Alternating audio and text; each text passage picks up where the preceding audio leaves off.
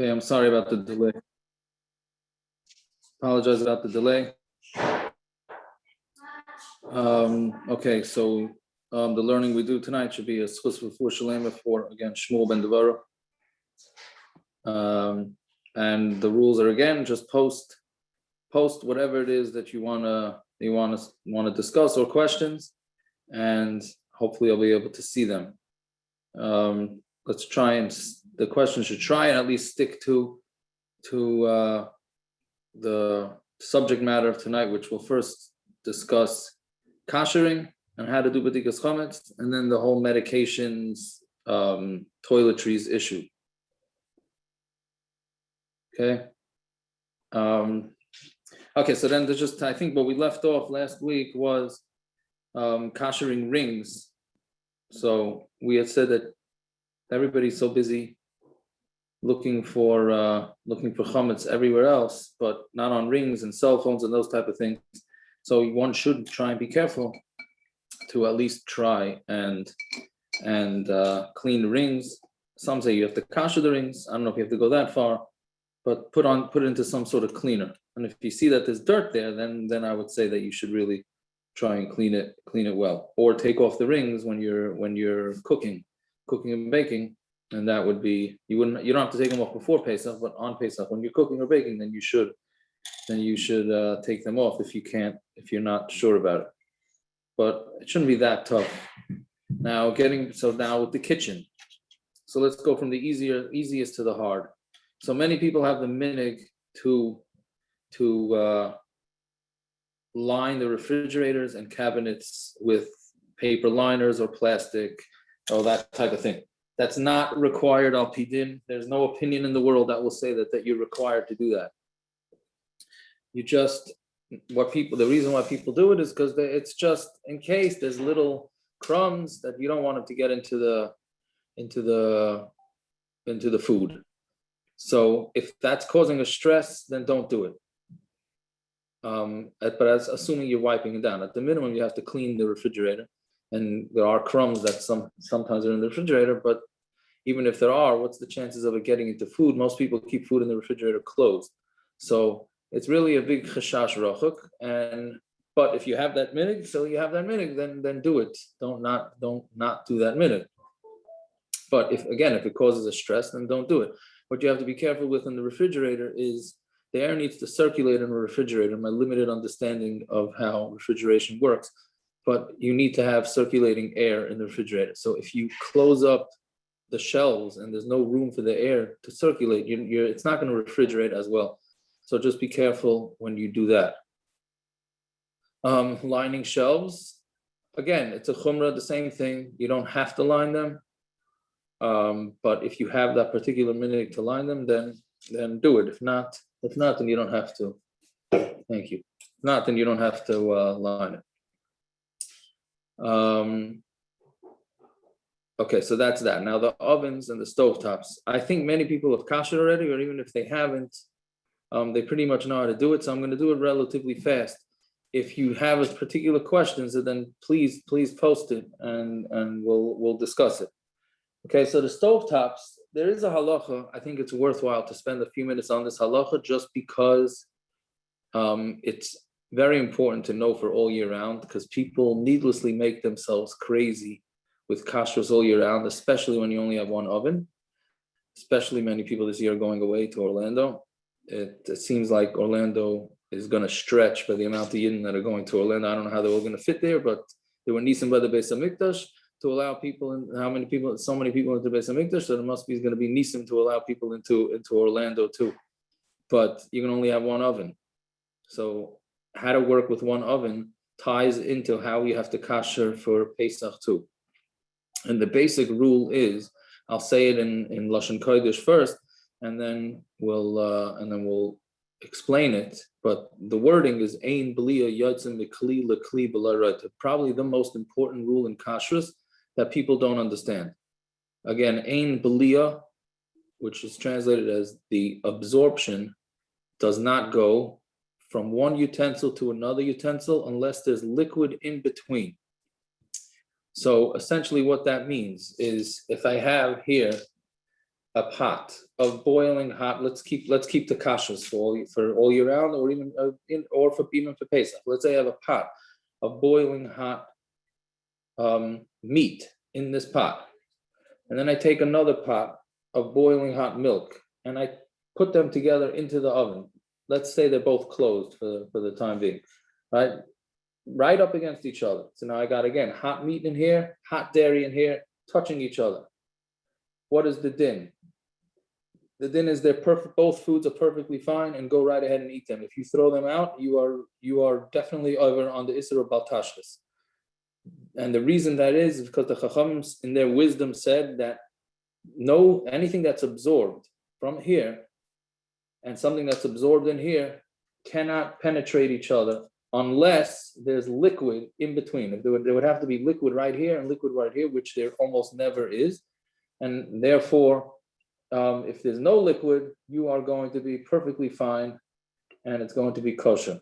And the same thing with chametz and kosher lepesach food. If there's chametz in here, in this pot, again, this is not food. If this was food, touching food, boiling hot, then it would be a different story, which we discussed a little bit last week. This is in a pot, and then in another pot, touching each other.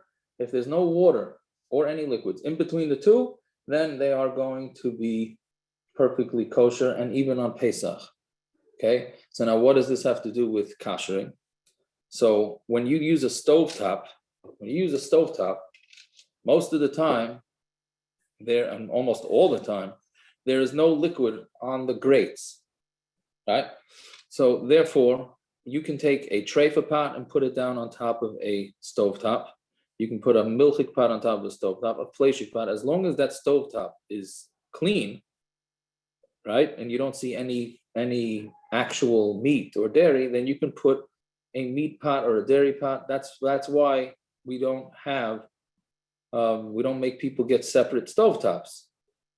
Now, is it better to have, let's say you have a stovetop that has 4 burners, is it better to have 2 for dairy and 2 for meat? Yes, that's only because sometimes it spills over, like the soup will bubble over, and then the liquid will get in between the 2 metals, right? But if there's no liquid getting in between the 2 metals, so therefore you don't have to worry about kashrus. So therefore, you don't really need to kasher your stovetop at all for Pesach, according to the basic halacha. However, as we know, for Pesach, we're more strict, and we do try and kasher. But the point is, you don't have to go crazy with this, because really, according to the halacha, it's not a problem. Now, the reason to be machmer on Pesach is what happens if your soup does bubble over on Pesach and you didn't kasher your grates. So now that's going to make your soup chametz. So that's why we do kasher it. And then even then, it may not have to be kashered, by the way, because the fire burns up any liquid that's there.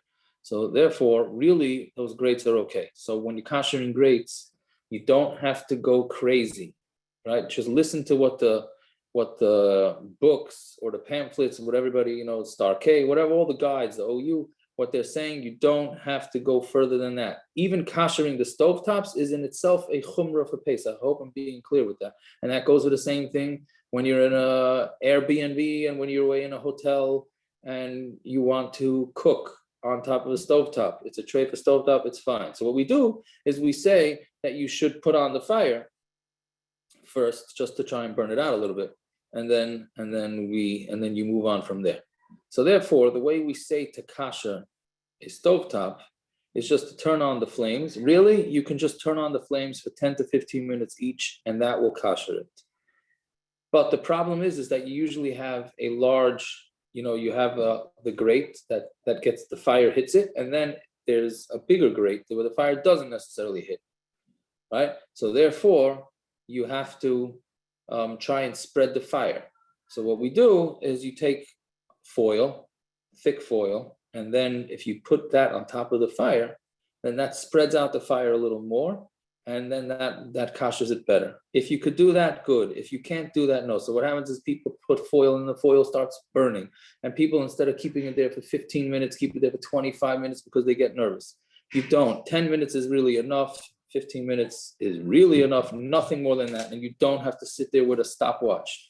It's not, 15 minutes is made up. it's again, chas v'shalom, I'm not belittling anybody that writes 15 minutes. I also write that, I think, in my sheets, but it's not specifically 15 minutes. It's just give or take in order to spread the fire, right? And then everything's kosher. Now, with the glass stovetops, the problem with the glass stovetops is that it does not get hot. Since it's electric, when it's glass, it just gets hot right there. And around it, it really doesn't. Again, I never put my hand there, but that's what the Rabbanim who understand these things say, that it doesn't really get so hot. So there you can't kosher it. And the problem is you can't cover it with foil because it'll crack the glass, or there's a good chance it'll crack the glass, and that will cost you a lot of money. So those glass stovetops are a lot more of a problem, which is why they say to get these little trivets where the pot will not rest directly on the glass. It'll rest a little bit above the glass, and then that's fine for glass. If anybody has a specific issue with the glass, then they can you could ask privately. But that's why glass stovetops are a little bit more complicated.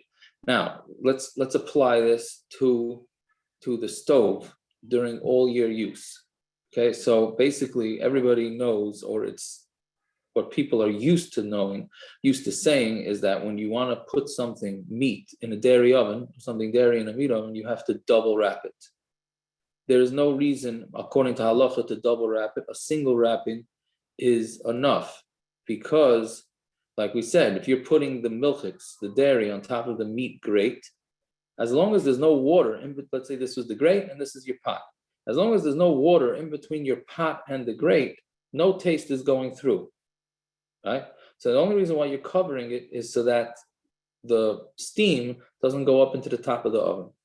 So you cover it once, and that stops the steam.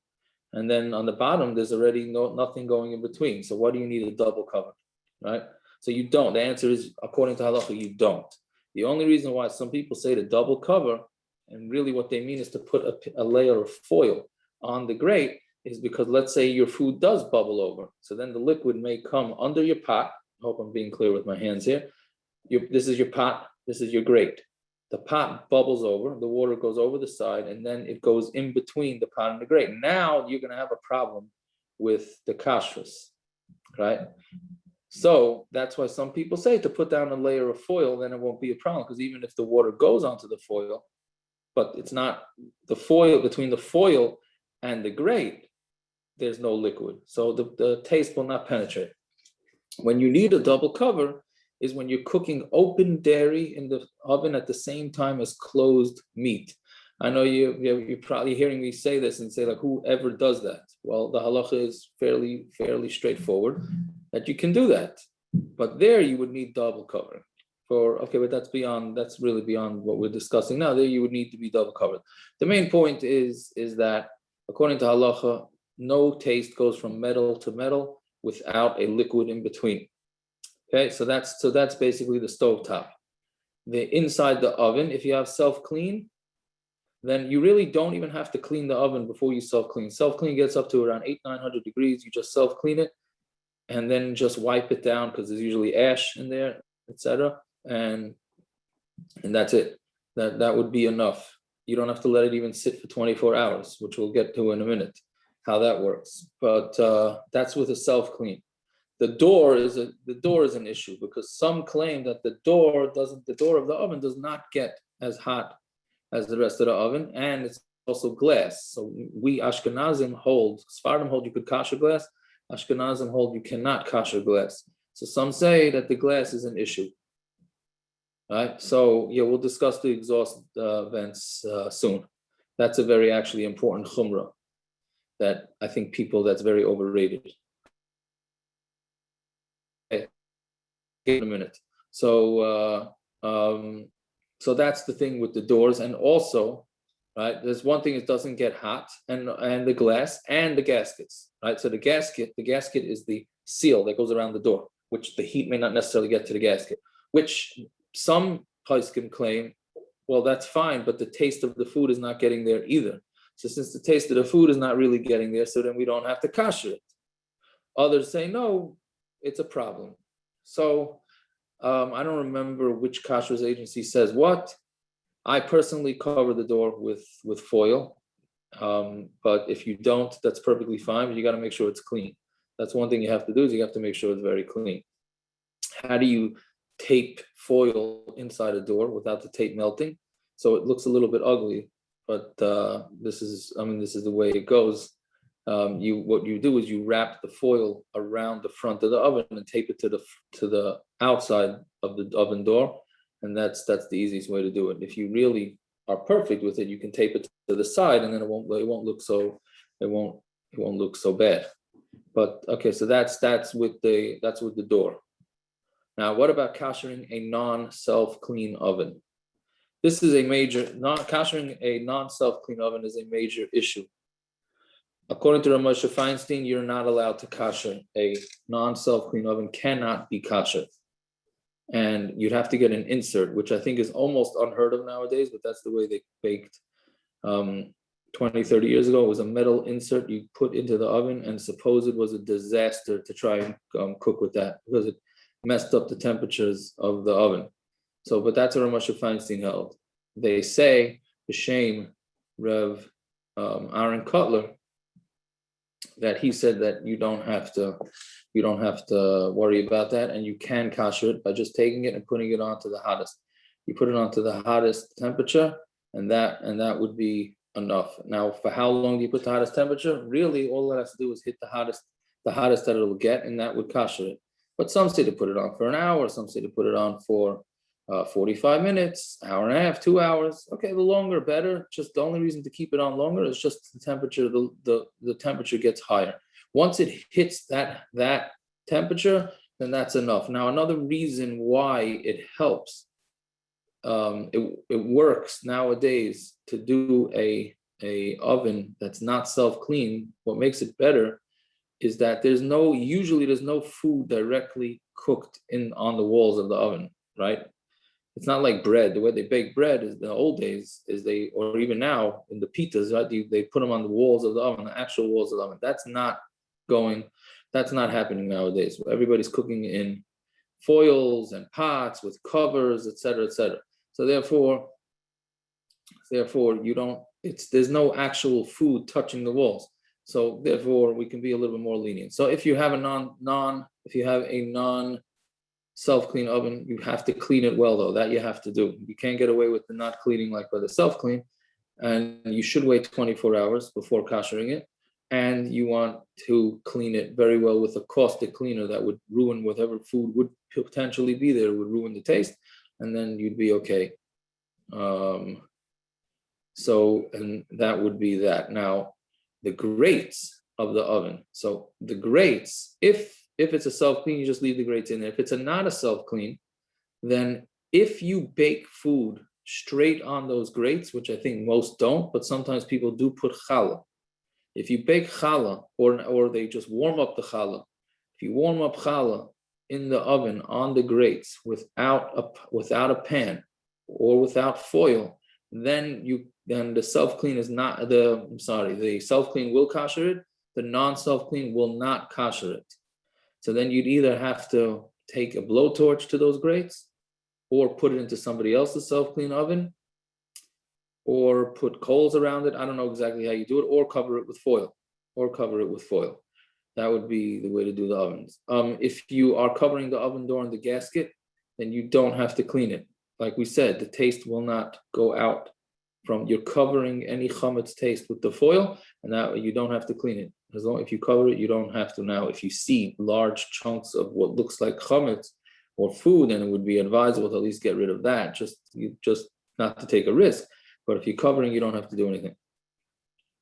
Okay, so that's basically with the oven. Warming drawers, many say just not to kasher it. It's very difficult to bring that temperature up very high, but I think some say that if you put in a few sternos, put it in there, it can get it to very hot. That would be asked privately if you want to really kasher a warming drawer. Okay, now the vents, the exhaust vents above the ovens. To me personally, I think that is the one chumrah that is the most important and that people don't do. let's just go through it a little bit without trying to make anybody nervous. So basically, when you have stuff, chametz, cooking on top of your stove, so then you have an exhaust fan. Let's say it's 3 feet above the oven, 4 feet, whatever it is, but there's steam going up into that. Right now, that steam is making chametz on top of the stove. No, you don't have to wait 24 hours before self-cleaning an oven, because we'll explain that in a couple of minutes, why you don't have to wait the 24 hours. When we get to koshering utensils, we'll discuss that. But the steam goes up to the top, right? Now, if that's hot steam is considered like the food itself. So let's say you're cooking pasta on the stovetop. So now that steam goes up into the stovetop, and it makes the stovetop into chametz. Right now on Pesach, you're cooking soup, and that steam goes up to the top, and it grabs the chametz taste off the top of the vent, and then it drops it back down into your chametz stick of food. So now the reason why me'ikar adin this is not a problem is because, as we know, anything less than hot does not absorb taste. So in almost all vents, if you put your hand above, you can leave it there when the steam is coming up. It's not going to burn you.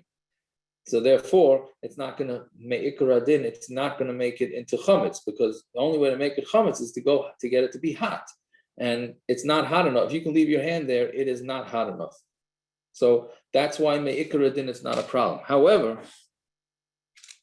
I mean, if we're already covering things, and we're already doing all these chumras, so then for this, there's a big potential for, I don't know, it's a big potential, but there's certainly a potential for somebody to pick up the soup, and they're taking it off the fire, and they pick it up, let's say a foot or two, or it happens to be extremely hot, and then it does go up on Pesach. So the simple eitzah for that is to cover the vent. Either clean it very well, or take out the vent, and you can kasher it, which I think is a little bit extreme, or cover the vents, cover everything over, so that the foil will block the taste of the steam, right? Like we said, since in between the foil and the stovetop there's no liquid, so no taste from the I said stovetop, I meant the vents, right? Or the microwave that's on top of it, whatever it is, the steam from that is not gonna, the chametz taste that's in there is not gonna go into your food, because you're blocking it with the foil. That's how foil works. Again, I just want to reiterate, the reason why foil works is because liquid taste does not go from one metal to another metal without liquid in between. Therefore, you cover it, there's no liquid in between the foil and the counter, foil and the grates, foil, whatever it is, and therefore it's not going to be a problem. So I personally cover the bottom of the counters, wherever there's hot food, hot steam goes up, I personally cover with foil. If you don't, there's certainly what to rely on to not cover it with foil. But to me, it's a major. If it is a chumrah to do, that's the chumrah to do. You see that this food that accumulates in the vents, and therefore you would want to cover that before Pesach. Okay, so therefore it's preferred. I've been in other people's houses. I've seen Rabbanim's houses, and their kitchens sort of looked like spaceships, and they certainly were educated enough to know everything that we're saying here, and they still covered with foil. I'm not saying that we have to make our kitchens look like spaceships, but that chumrah is a worthwhile chumrah to keep if you're keeping chumras. If it's going to stress you out, then just clean it well, and then that's fine too. So self-cleaning an oven. How you self-clean an oven? There's usually different cycle lengths: 2 hours, 4 hours. If you can look at your manual and see how hot it gets, meaning if a 4-hour one gets hotter than a 2-hour one, then do the 4-hour. Or if you know it's very dirty, then do a 4-hour. But if you see your oven's pretty clean and your 2 hours seems to be the same heat as a 4-hour, so then you're fine. Just run it for the 2 hour, and then you're going to be okay. countertops and sinks. Okay, no, let's go the other way. First, what about utensils? Cups, bechers, metal, metal cases, and that type of thing. So first of all, glass, like we said, Ashkenazim don't kasher. So, and it's not that expensive to go to the stores, and if you need glasses for Pesach, it's not, they charge $1.50 a glass, as far as I know. So it's not even worth it getting involved in the whole. There are potentially ways to kasher it, but it's better not to do that.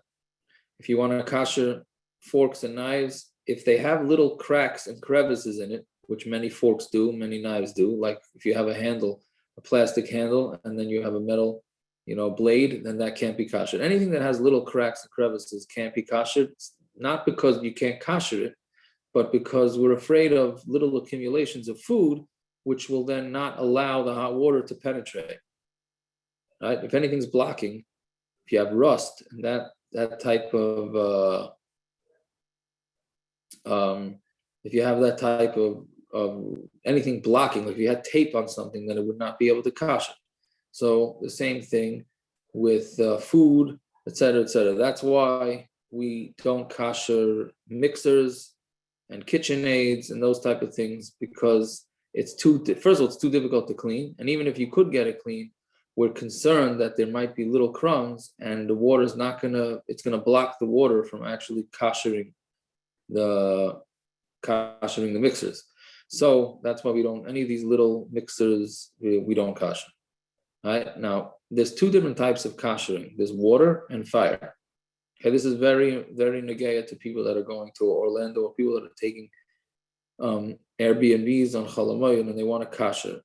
You cannot kasher with water. If you're an Ashkenazi, you cannot kasher with water on Chalamoyim, only before Pesach. I don't want to get into that whole thing because it's going to take up a lot of time. But suffice it to say, just the way kashering with water works is that the water goes into the utensil, pulls out the taste, and puts it into the water.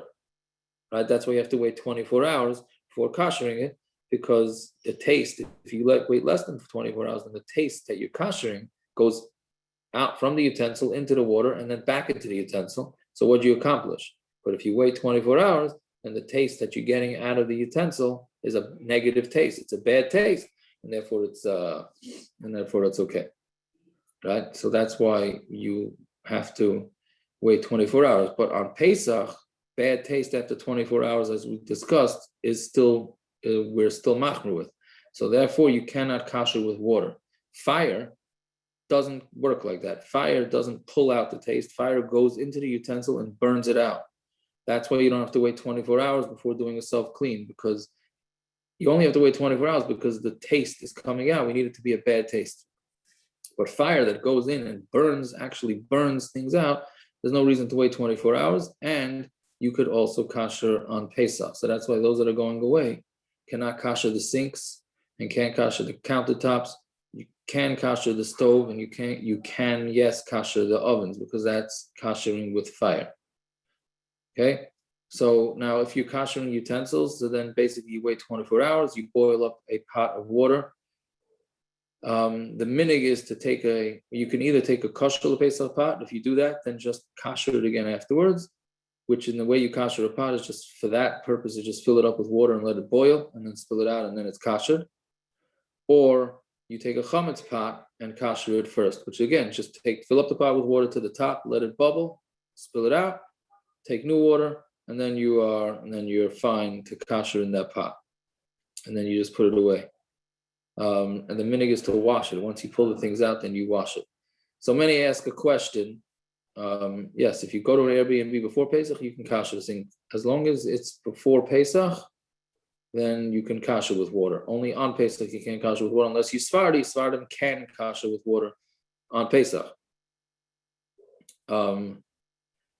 Bechers, kaises, and all like that. So we said that you can't, things with little nooks and crannies and cracks and crevices and stuff like that can't be kasher because you can't clean it. So if that's the case, most people's silver kaises, silver bechers, silver cups, whatever you want to call it, have all these designs on them. So how can you kasher that? There might be chametz in there. So those we allow you to kasher if you clean it. The reason we allow you to kasher it is because it really doesn't need to be kashered. because it's always used with cold. The only way maybe the chametz gets in there is by washing it hot with other chametz, right? Which is not usually going to get hot enough to even to make it penetrate. So since it really doesn't need to be kasher, we kasher it anyways because of Chumrah Pesach, but we're not going to be concerned about the cracks and crevices. So kaisers and bechers and these type of things can be, metal ones, not glass, can be kashered for Pesach.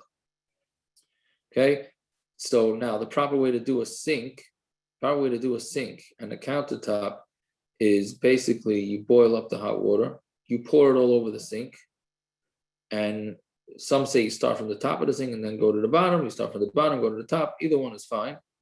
And that will really kasher your sink. How do you kasher your spouts? So best is to run the hot water for a few minutes and then pour hot water all over it. And that will kasher that. Now, when this is important, and when people ask this question and they kasher their whole kitchen this way, and then you have to tell them that it's no good, it's really not fun to tell that to somebody. But you have to pour directly from the pot that the hot water was heated on. Meaning, you take a big soup pot and you boil up the hot water, and then you say, oh, well, why should I schlep this entire huge soup pot and pour it all over? It's very difficult. Why don't I take a small pot, put it into the big pot, and then I'll pour it all over the sink, all over the counters? That doesn't work because that's from a kli sheni. If anybody knows from Hilchos Shabbos, kli rishon it cooks, kli sheni does not. So the pouring water has to come from a kli rishon, not from a kli sheni. So if you know somebody that kashered like that, then their kashering is no good. You got to do the whole kitchen again. I don't see any way around that.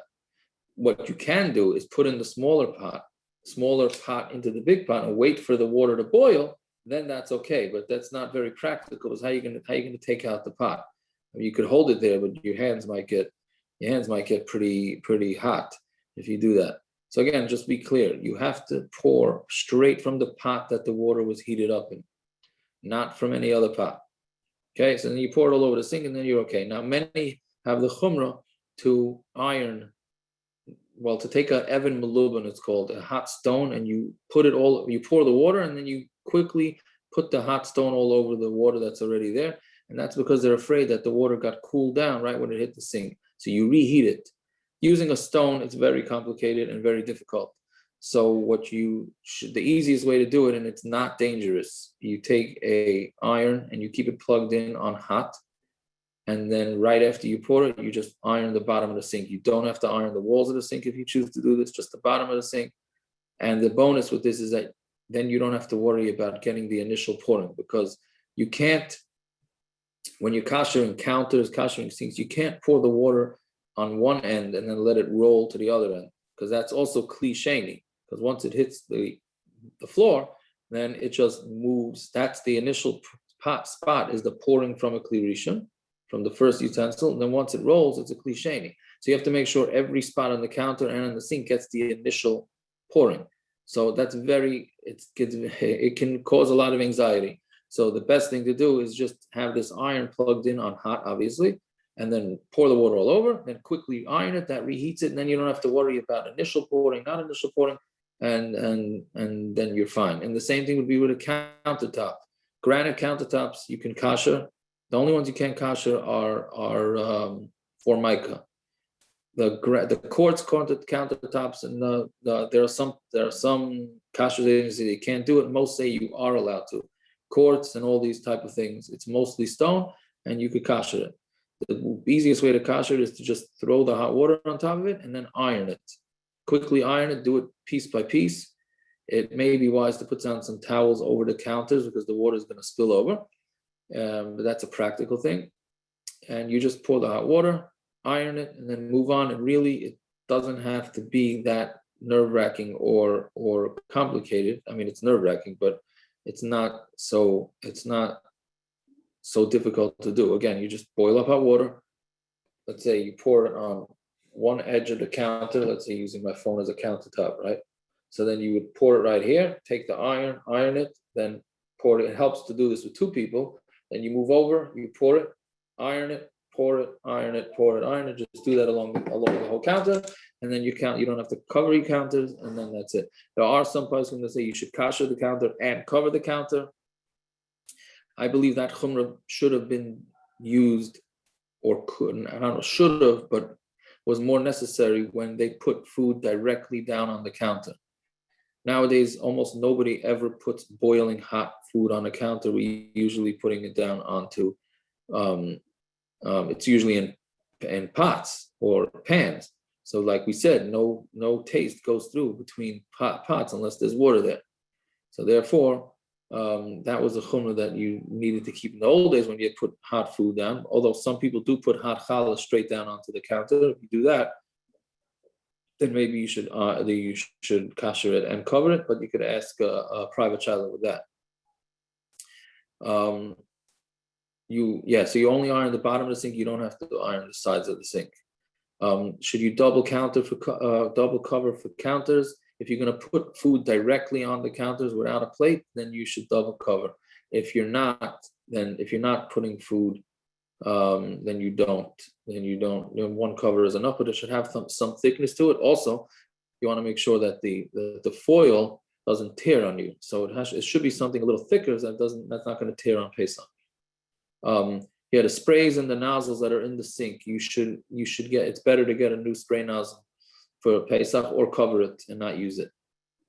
So if you're going to cover the counters, is there still a reason to kasher it? In the old days, yes, that's what they did. They kashered and they covered. I think a lot of chassidim do that. But again, I don't believe that that's a chumrah that's necessary nowadays, since we don't usually put hot food down directly on the counter. When I mean directly, I mean without a pan. Most of the time we don't do that. So it would be either kasher or cover. You wouldn't have to do both. Kitchen tables, the minig is to cover them, and they should have some thickness to it, because kitchen tables sometimes, a lot of times, soup spills on it, milk spills on it, and that's liquid. And then if somebody puts something down hot on it, so it can cause you problems. So therefore, double covering it is preferred, or something thick that the liquid won't penetrate, like a plastic, anything like that. Kitchen chairs should obviously be cleaned. Should be cleaned pretty well, but you don't really have to do more than that. Excuse me. Okay, let me see if I missed any questions here. You don't have to iron the sink. It's preferred. It just makes it easier. It sounds like it's more complicated to iron the sink. It's actually easier, because then you don't have to worry about the water spreading all over. You just pour the hot water, and then you quickly iron it, and then you don't have to worry about the water rolling this way, that way, and it's fine. The aerators, many say that the aerator, that's the piece that the water comes out from, and it makes the water come out in a smooth way. Many say that chametz gets stuck inside those aerators. So therefore, you should get new ones. But again, that's a chumrah. It's usually $1 or $2. Every time I got new aerators, I could never get them on properly. So we didn't have normal water for Pesach. But but you could try. Granite kitchen table is the same as countertops. Yes, it is. Now, again, how to spread the fire on the stovetop is basically I would tell you to do is take 2 9x13 pans, fill them with water, and just turn so that they don't burn, and turn on the fire for 10 to 15 minutes, not more than that, and then you're fine. Don't turn on all 4 fires at the same time. That gets extremely hot, and that can melt. That reminds me, that can melt the back of the oven and really cause you problems. I did it myself once by mistake. In between, like the drip pans, the metal that's in between, that's usually coated with porcelain. It's either porcelain or it's coated with things that can't be kosher. So therefore, in between, you have to really put foil down. If it's not sterling silver, if it's stainless steel, then that could be kosher. So you can kosher that by pouring boiling hot water over that too. Take it off the stovetop and pour boiling hot water on it. If you can't, then you should cover it with thick foil, obviously leaving space for the air. The caps that go on top of where the fire comes out in order for the fire to work. Those are self-koshering. Those don't have to be covered, and that's perfectly fine. Okay, I think that's pretty much the whole kitchen. If I'm leaving anything out, if somebody can post that question. Otherwise, we'll move on. Okay, it's getting a little late. So now, bedikas chametz. Bedikas chametz can also, this is more for men. Usually the men are the ones that are doing bedikas chametz. If you have to do bedikas chametz in houses our size, and you do it properly, the way it was done in the old days, it should probably take you a day or two straight to be by the chametz. Because we have pretty large houses, even if those that live in apartments, they're much larger than the houses they lived in the old days. In the old days, it took them hours and hours to check for chametz. So it's not really realistic for us to do that. But how do we get away with it? So the answer is that really back then they didn't really have walls, and there were cracks in the walls, there were holes in the walls, etc., etc. Not everything was smooth and finished the way we have it nowadays. So therefore, they had to be really sure that there was no chametz in these little hiding places. But on the other hand, we have dressers, we have under beds, we have in between the mattresses and the bed frames, and you have closets, and you have countertops, and you have cabinets, and all this should take an extremely long time. So Rabbi Zalman Auerbach says that nowadays, when you're checking for chametz, and also one difference is back then, they didn't necessarily have the luxury of cleaning for Pesach so far in advance, because they didn't have separate rooms and outside and porches and basements to be able to eat the chametz in and keep the rest of the house kosher for Pesach. They didn't have that much time. So they didn't have a thorough cleaning the way we do it nowadays, right? Many women have been cleaning already from Hanukkah for Pesach. So it's much more thorough, and not as much chametz is brought in. So therefore, Rabbi Zalman Auerbach says that nowadays the way you do chametz, the way you be by the chametz, is you're not actually checking for chametz. You're just looking around to see that somebody cleaned it. Like, for example, you open a drawer, which you should open every drawer, because you have no idea, somebody might have hidden Danish in there, or cookies or pretzels, especially if they're kids. So you're opening the drawer, and you're just looking to see that everything is neat and orderly. And then you say, oh, it looks like somebody was here and somebody cleaned it properly, and then you move on. That's what we're doing nowadays. And if that's the case, then it should take you a manageable amount of time to do bedikas chametz that way. Right? So basically, again, you're just checking for chametz to confirm that these things were that the house was cleaned properly. Okay, so that's basically for bedikas chametz. Okay, so now with medications. So there's a big controversy with this whole medications business. Okay, and basically the controversy is as follows. Pills that don't taste good, according to all poskim, all contemporary poskim, and even from the previous generation, were of the opinion that even if a pill has actual chametz in it, it's fine to swallow on Pesach. Not only that, it's fine to swallow it on Yom Kippur, and of course on other fast days.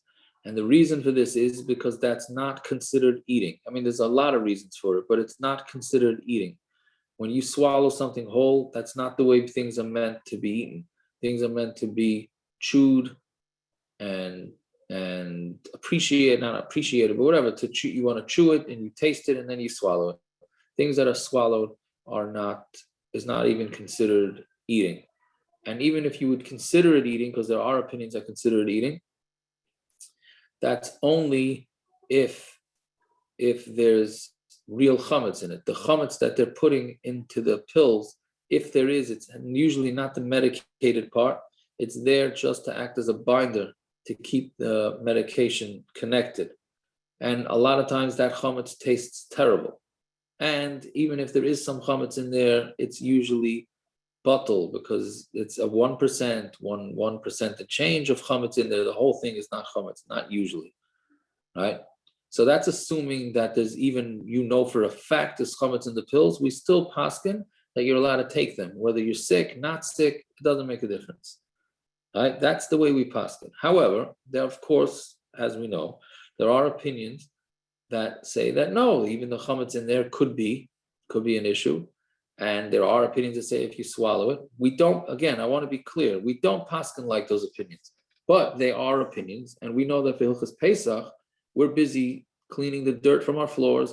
We're busy covering things that we normally wouldn't cover. We're busy doing many, many things that are chumrah. So therefore, Paskin felt that you should also be careful for the medications.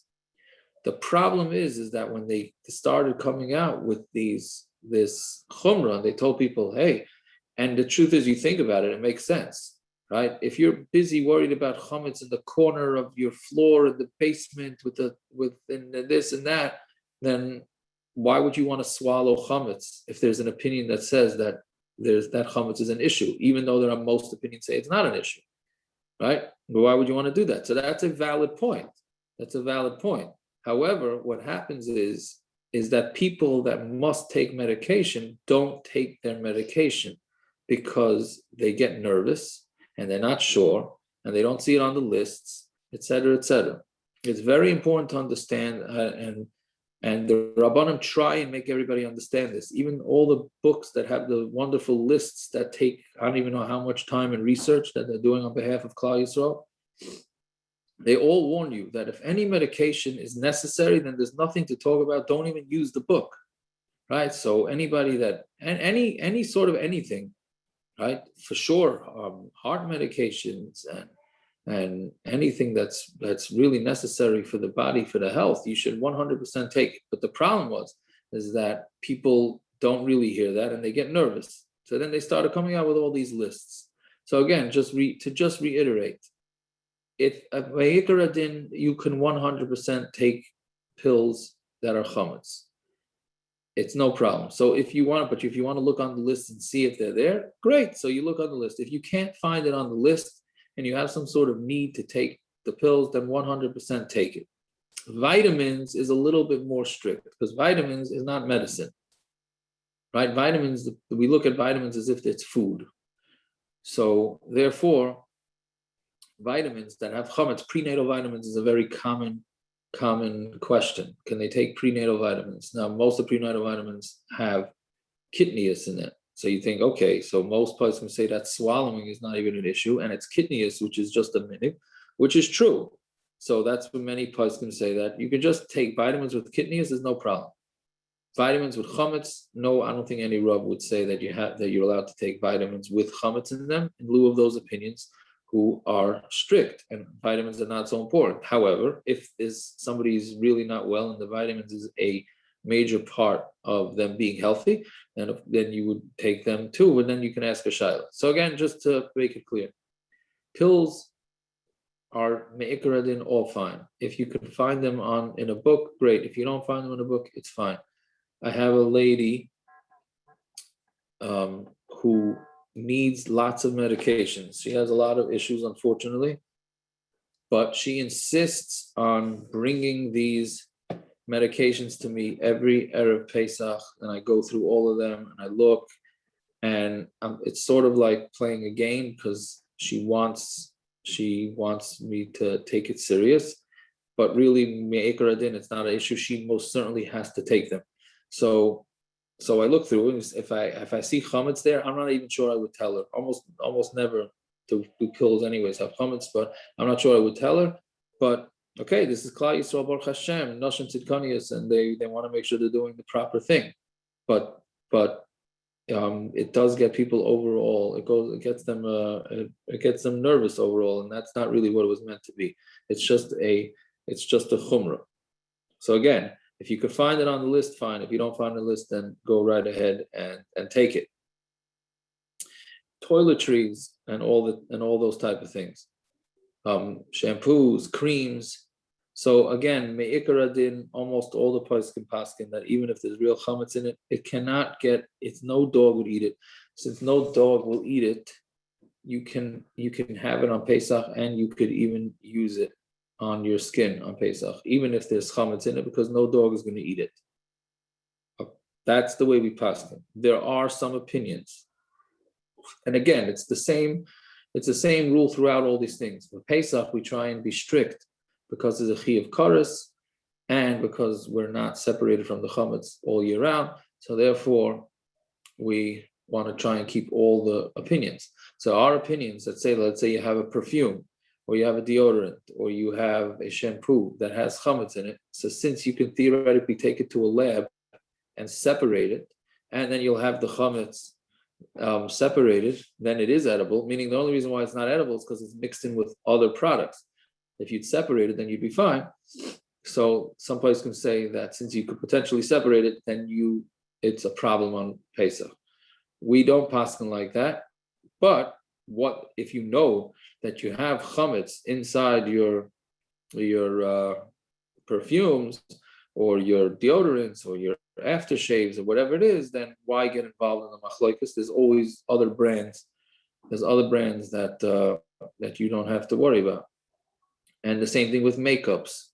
Makeups, me'ikar adin, there's nobody that's going to tell you that makeup is a problem on Pesach, even if it has chametz in it, which most don't. So therefore, if you want to just not check the makeups and just use them, go right ahead. That's 100% fine. Nobody's going to have any problem with that.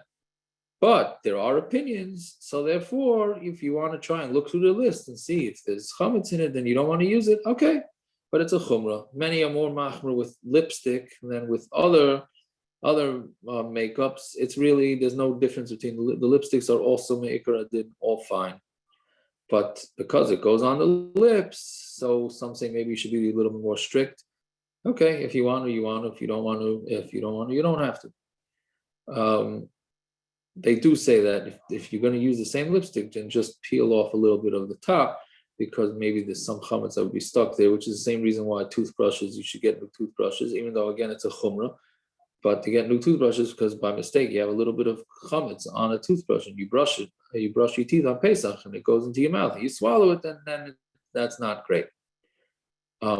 Toothpaste and mouthwash, so that's a little bit more strict, because a lot of times first of all, they're treif. A lot of times the reason they're putting the treif in there is because that treif makes it taste better. If that's the case, then you really like the taste of the treif, even though it doesn't taste good. And really, me'ikar adin, it's not a problem. But on Pesach, first of all, there are some rabbanim that hold it's a problem, and there's many options for non-treif mouthwashes and toothpaste. So therefore, why would you get involved in the question? Same thing with Pesach. Now, you don't need kosher Pesach, kosher Passover, toothbrush, toothpaste, and mouthwash. You can just look on the lists and see which ones don't have chametz in them. The Starkey has it's available for free on their website. You can download. They have two versions. They have one version that you can pay for, and then you have one version that's free. In the free version, if I don't remember what page it is, but they have a quick guide with all the basic medications and toiletries that tell you what's good and what's not good. It's 2 pages. You don't have to look through all the fine print and all the small print in the back. Just tells you what you can get, what you can't get. There's enough of a list there that most people should survive. But me'ikar adin, again, it's really going to be okay with all these things, because the bottom line is a dog won't eat it. Okay, I hope that's if anybody has any questions, you gotta post it right now. Otherwise, again, I just want to reiterate it one more time. The medications. Oh yeah, so pills is not a problem. However, liquid medications can be more of a problem, because like we said, in liquids you're swallowing it, and a lot of times they're putting in the taste into the liquids, to the treif and or chametz is going into the liquids to make it taste better. If that's the case, then that is more of a problem. So even though me'ikar adin for all year round, we're going to say even if there's treif ingredients in the medication, me'ikar adin is still going to be okay, but we try and be machmer if there's an alternative. So again, the lists will tell you that there's an alternative. But again, that's liquid medications we would be a little bit more strict with. But again, pills, no problem, me'ikar adin. liquids is more of a problem. Toiletries me'ikar hadin is no problem. Toothbrush or toothpaste and mouthwash, because it goes into your mouth and you may swallow it, it's better to find ones that are on the list that you know don't have any chametz in them. Okay, I wish everybody well. I apologize for starting a little late, and have a good night.